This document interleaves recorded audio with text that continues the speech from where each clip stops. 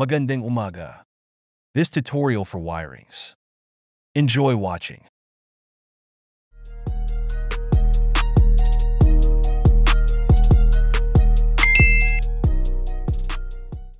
Kung paano mag-battery operated dito sa function sa mga wire sa socket natin, yung kulay pula na may stripe na itim yung ating accessory wires. Yan ang dati natin yung primary. Yan natin dati sa primary natin. Tapos itong kulay itim na may stripe na yellow yung susunod. Yan dilaw na may stripe na yellow na wires sa sunod. Yan, iyon ang ating ignition coil. Yan naman ang ating pulser, blue and white.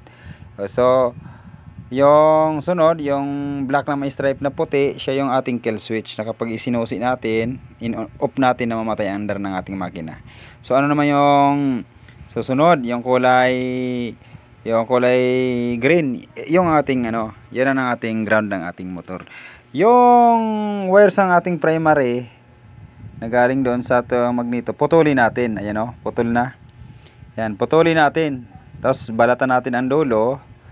Kay pagagapangin natin siya papunta sa ating susian. Sa sakit ng ating susian, makakakita ka ng wires na kulay black, no? Yan, kulay black. Tapos pagagapangin natin doon. Tag yung kulay solid na black na wire, solid ha. Yan. Yung dinudugtong natin na yung dinudugtong natin na wires, yan. Papagapangin natin papunta doon sa kulay itim, no? Sa may susian. Magdudugtong tayo ng wires kasi medyo mahaba papunta doon. Yan.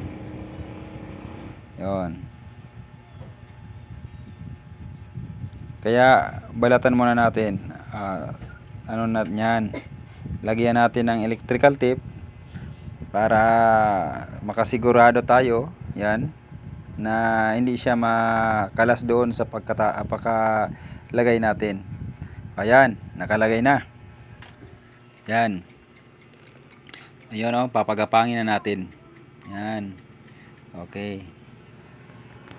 Yon.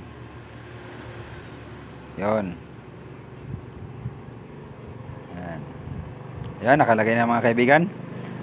Nakalagay na. Yan Tapos lagyan natin yan ng electrical tape para hindi mag-ground. Tapos dito na tayo sa sa function sa may CDI. Ang ilalagay natin mga kaibigan na CDI ang pang XRM125, kaya lang magkabaliktad yung ground at supply. Pag papalitan na natin yung green, ilagay natin yung itim na may stripe na pula, ilagay natin sa position ng green. Yan, ilalagay natin yan, kaya tanggalin natin yan sa sakit. Yon, tanggalin natin yan. Pagbaliktarin lang sila, yon.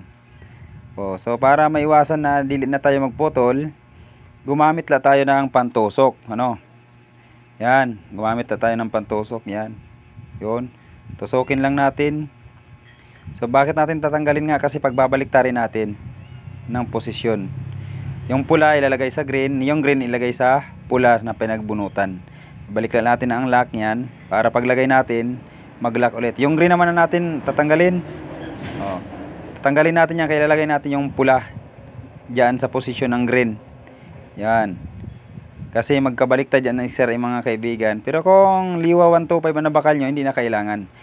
Ayan ilalagay na natin ang pula doon sa pinagbunutan natin ng kulay green. Yan. Yan. Ilalagay natin sa posisyon na yon. Yan. Okay, kalagay na. Sunod, yung pinagbunutan natin ng pula na may stripe na itim, ilagay naman natin ang solid na green, yung ground natin. Yun. Kasi magkabaliktad yung ground ng ating supply ng ating CDI ng XRM. Okay, ayan na. Ilagay na natin. Madali lang mga kaibigan. Madali lang kayong matututo niyan. Kaya ilalagay natin ang ating CDI. Ayun, nakalagay na natin. Yan. Okay, tapos subukan na natin. Kaibigan dapat mga kaibigan mayroong lumabas niya na kuryente start natin, sige. Ayan, ang lakas. Okay mga kaibigan, lakas. So ibig sabihin kapag linagay natin diyan sa baka umandar na. Sige nga. Lagay mo kuya. Lagay natin sa dulo ng ating spark plug. Ayan o. Yun o. Yun. Tapos, pakinggan na natin. Ayan o, pause button. Ayan mga kaibigan. Ayan o. Commander na mga kaibigan. Okay. Maraming salamat sa panonood at pakisuyo na mag-follow, subscribe sa ating ipakita natin suporta. Okay, maraming salamat mga kaibigan. Pa. Ayan na kaya Commander. Parang nanog. Kayo.